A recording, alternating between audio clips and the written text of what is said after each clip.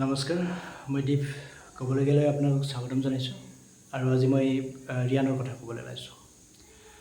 চাওক, ৰিয়ান পৰাক আপোনালোকে সমালোচনা কৰিছে যে সমালোচনা যোনে কৰিছে সেইকেইজনক মই এই ভিডিঅ'টোৰ জৰিয়তে শুনাব বিচাৰিছোঁ। যিকেইজনে ৰিয়ান পৰাগৰ সমালোচনা কৰিছে সেইকেইজনৰ কি আছে? কাণ্ডত জ্ঞান নাই? অসমৰ ল'ৰা হৈ আপোনালোক বা তোমালোক যিকেইজনে সমালোচনা কৰিছা, তোমালোক কি অসমৰ নহয়? ৰিয়ান পৰাগ কি অসমৰ, ভাৰতৰ ভিতৰত থকা অসমৰ ৰাজ্যৰ ভিতৰত থকা এখন ৰাজ্যৰ এজন সন্তান? তো সেইখন ভাৰতবৰ্ষতে আমি জীয়াই আছোঁ আৰু সেইখন অসমৰে আমি সন্তান। গতিকে ৰিয়ান পৰাগো তেনেকুৱা আমাৰ অসমৰে মৰমৰ সন্তান আৰু কিমান বছৰৰ মূৰত আজি তেখেতৰ সুনাম কৰিবলৈ সক্ষম হৈছে আপোনালোকে নিশ্চয় বুজিব পাৰিছে। কিয় কৈছোঁ মই? শ্ৰীলংকা টুৰত অলৰেডি পাই গৈছে 1 ডে আৰু 20। গতিকে চব এটা কথা মই কৈছোঁ, সকলোৱে সেই স্থান পাবলৈ সক্ষম হোৱা নাই। আচলতে সমালোচকসকলক মই এইটোৱে ক'ব বিচাৰিছোঁ, প্লেইং 11ত খেলাটো ডাঙৰ বস্তু নহয়, ভাৰতীয় দলত বৰ্তমান সময়ত ছিলেকশ্যন হোৱাটো বহুত ডাঙৰ কথা। আৰু যিখিনি আপোনালোকে সমালোচনা এতিয়াও কৰি আছে, মই বহুত বেয়া লাগিছে। যেতিয়া ইনষ্টাগ্ৰাম খোলোঁ, যেতিয়া ফেচবুক খোলোঁ, যেতিয়া ইউটিউব খোলোঁ, তেতিয়া আপোনালোকে কয় ৰিয়ান পৰাগৰ কাম নাই, তেওঁকতো খেলিব দিছে। ডুবে পাব লাগে 11ত, আৰু ব্ৰিংকু সিং 11ত আহিব লাগে। অভিষেক আৰু ঋতুৰাজ গায়কোৱাড কিয় নাপালে? BCC কি কাৰ্য কৰি? আৰে চাওক, এটা বস্তু চাওক, যেতিয়ালৈ অসমৰ ল'ৰা এজন BCCয়ে ছিলেকশ্যন কৰা নাছিলে ইমান বছৰ ধৰি, তো তেতিয়া BCCক গালি পাৰিছিল। তেতিয়া কৈছিল অসমৰ পৰা নলয়, আবুনা সিং থাকি গ'ল, এনেকৈ বহুকেইজন প্লেয়াৰ থাকি গ'ল, তো আমাৰ দুখ লাগিছিল।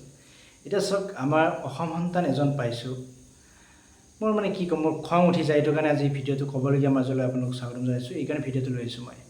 মই ক'বলগীয়া তেতিয়াহে আহোঁ যেতিয়া মই খুব ক'বলগীয়া এটা ইচ্ছা যায়।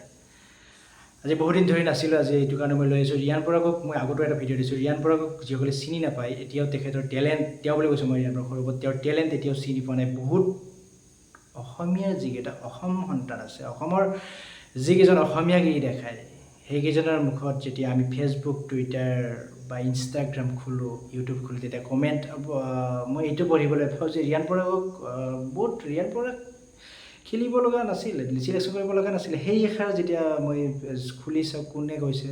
কোনো ৰাজধানী কোৱা নাই, কোনো হাৰিয়ানী কোৱা নাই, কোনো পাঞ্জাৱী কোৱা নাই, এইটো অসমৰ ল'ৰাই কৈছে। মানে ইমান জ্বলিছে, নিজৰতো খেলিবলৈ খুম নাই, নিজৰ পাত্ৰ নাই কোৱাকেইজনৰ, সেইকেইজনৰ মানে মই বকাটোৰ কথা ক'লে ভুল হ'ব, সেইকেইজনৰ একোৱেই নাই, স্থিতি নাই, তাত ধৰক ৰিয়ান পৰাগক সমালোচনা কৰিব লাগিছে। মানে কি ৰিয়ান পৰাগৰ কাৰণে ইমান জ্বলিছে কিয়? মই এইটো ভিডিঅ'টোত ক'ব বিচাৰিছোঁ, এইটো কাৰণে লৈছোঁ, ৰিয়ান পৰাগক ছাপোৰ্ট কৰিব লাগে। আজি চাওক, আমাৰ ডুবে হওক, ঋতুৰাজ, অভিষেক, ইমান ফলোৱাৰ্ছ আছে, ইমান ছাপোৰ্টাৰ আছে। ছাপোৰ্টত অল ইণ্ডিয়াত ইমান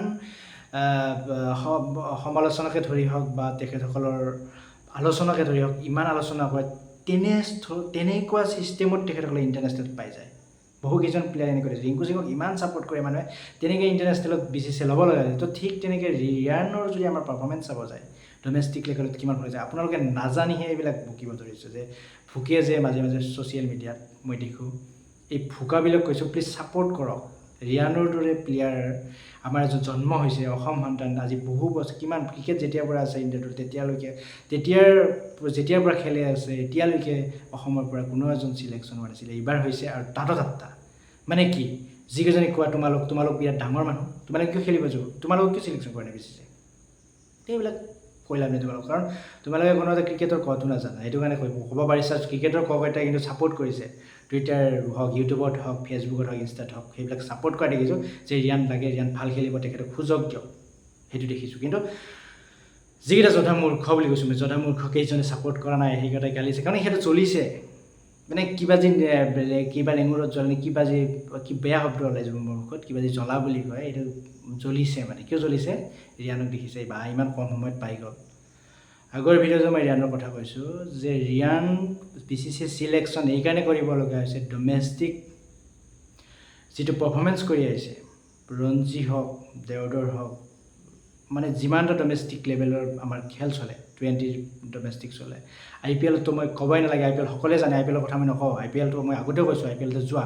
চ' তাত ৰিয়ান পৰাগে ভাল খেলক, বেয়া খেলক, একো মেটাৰ নহয়। তথাপিও IPLত এইবাৰ 3 নম্বৰ স্থানত, গ্ল'বেল লেভেলত 3 নম্বৰ স্থানত থকা ধেমালি নহয়। অৰেঞ্জ কেপ যিকেইটা বিৰাট কোহলি শ্বেয়াৰ কৰিছিলে দিনলৈ কম ৰাণত হ'লেও তো অৰেঞ্জ কেপ পাইছিল সেই প্লেয়াৰজনক আপোনালোকে কৈছে শ্ৰীলংকা চিৰিজত কিয় ল'ব লাগে শ্ৰীলংকাৰ দূৰত কিয় যাব লাগে জিম্বাবুত কি ভাল খেলিলে অভিষেক পাব লাগে ঋতুৰাজ পাব লাগে আৰে এইটো কওক ৰিয়ানৰ ফুল ক'ত ৰিয়ান হৈছে মিডল অৰ্ডাৰ বেটছমেন তেখেতে 3 4 5 6 7লৈকে খেলিব পৰা তেখেতৰ সক্ষম আছে আৰু ঋতুৰাজ আৰু অভিষেক শৰ্মাৰ যিসকল আলোচনা কৰিছে তেওঁলোকে অপেনিং বেটছমেন ভাল খেলা নাই ভাল খেলিলেও বহাব কাৰণ শুভম গিল জয়সৱালৰ ভাল প্লেয়াৰ বহুৱাই দিব নেকি বিচিচিয়ে তো বহুতে টানি আছে গৌতম গম্ভীৰে কিবা কৰিলে কিবা আৰে গৌতম গম্ভীৰ হৈছে এটা মাথা ঢাকা আগৰে প্লেয়াৰ এটা খুব বুদ্ধিহীন ব্যক্তি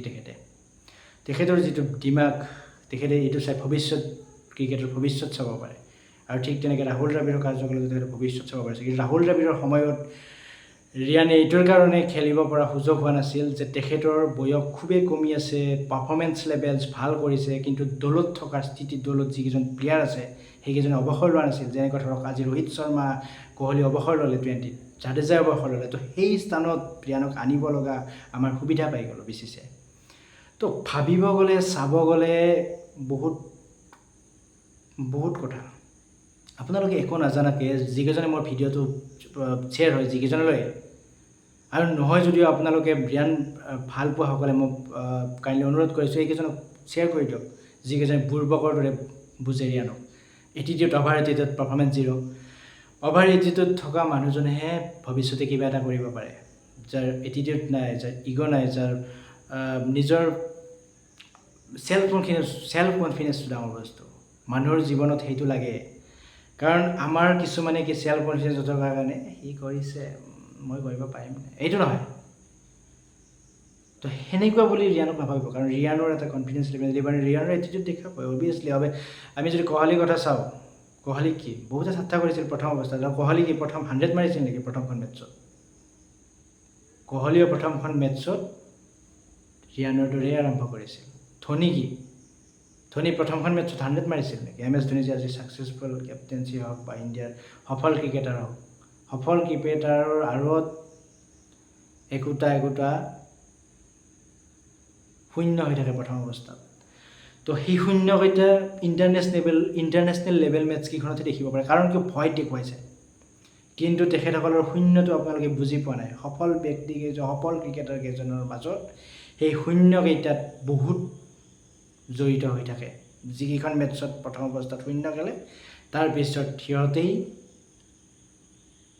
সিহঁতেই ধোনী সিহঁতেই কোহলি তো এনেকুৱা মই এইবিলাক ক'ব নাযাওঁ এইটো কাৰণে ক'ব গৈছোঁ অভিষেক ভাল প্লেয়াৰ ঋতুৰাজ ভাল প্লেয়াৰ সিহঁতৰ লেভেল হৈছে অপেনিং লেভেল সিহঁতৰ লগত ৰিয়ান পৰাগ নাটানিব সিহঁতক নিদিল কাৰণ সিহঁতৰ স্বাৰ্থ আছে আপোনালোকে ভাল পাই আহিছে আৰে ৰিয়ানক কিয় দিব লাগে বা আপোনালোকে এইটো ভাবে কোৱাকেইজনে ৰিয়ানক কিয় দিব লাগে ইহঁতক ছাপৰ্ট নকৰে ইহঁতক মানে অন্তৰৰ পৰা লাগি গৈছে কিছুমান বেটছমেন হওক প্লেয়াৰ হওক আমাৰ অন্তৰৰ পৰা লাগি যায় এইটো কাৰণে আমি ছাপৰ্ট কৰোঁ যে এইটো দিব লাগে ৰিয়ানক কিয় আনিব লাগে এনেকৈ আৰু সিহঁতৰ লেভেলৰ কথাবিলাক আৰে ৰিয়ান কি বস্তু সুবিধা এইবাৰ দিছে চাই লওক ৰিয়ান কি বস্তু ওৱান ডে ৰিংকু সিঙৰ দৰে প্লেয়াৰক চিলেকশ্যন কৰাই ৰিয়ানক কিয় কৰিছে কাৰণ ইমান পাৰফৰ্মেঞ্চ ভাল মই বেলেগ ডমেষ্টিক লেভেলৰ কথা পাৰফৰ্মেঞ্চ বিশ্লেষণ কৰাই নাই ইমান পাৰফৰ্মেঞ্চ ভাল কৰি আছে তেখেতে ৰিয়ানে গতিকে পাবলগীয়া যোগ্যই কাৰণ পাৰফৰ্মেঞ্চ বিচিচি মূৰ্খ নহয় যে পাৰফৰ্মেঞ্চৰ লেভেলত লৈ এতিয়া চাওক শ্ৰীলংকা দিছে শ্ৰীলংকা যদি ৰিয়ানক সুযোগ নিদিয়ে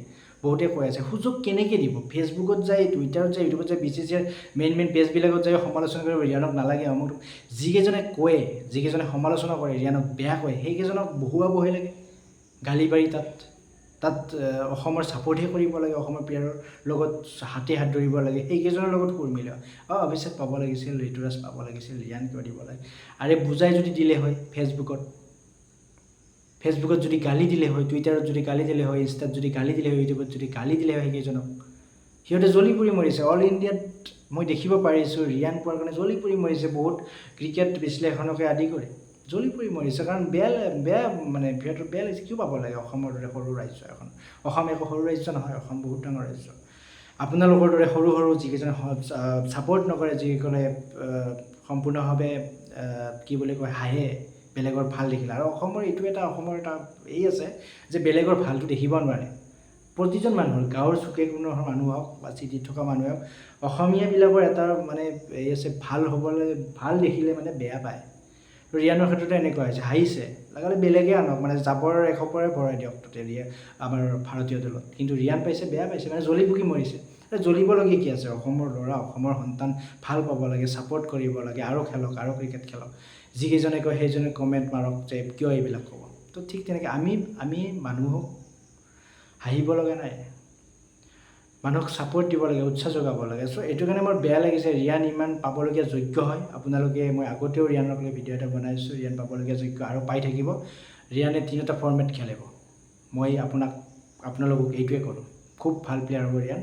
গতিকে এনে মিছাতে আপোনালোকে বুৰ্বকৰ দৰে যিকেইজন ছাপৰ্ট নকৰে, বুৰ্বকৰ দৰে কথা কৈ আছে, সেইকেইজনে আহক, ছাপৰ্ট কৰক, অলপ আগুৱাই লৈ যাওক, যাতে ৰিয়ানৰ পিছত ৰিয়ানে যাতে অলপ ভাল খেলা খেলে আৰু ইণ্টাৰনেশ্যনেল লেভেলত আৰু ভাল হয় যাতে আমাৰ অসমৰ পৰা আৰু 2-3জন পায়। তো সেইটোৱে মই বিচাৰোঁ। গতিকে সকলোকে ধন্যবাদ জনাইছোঁ।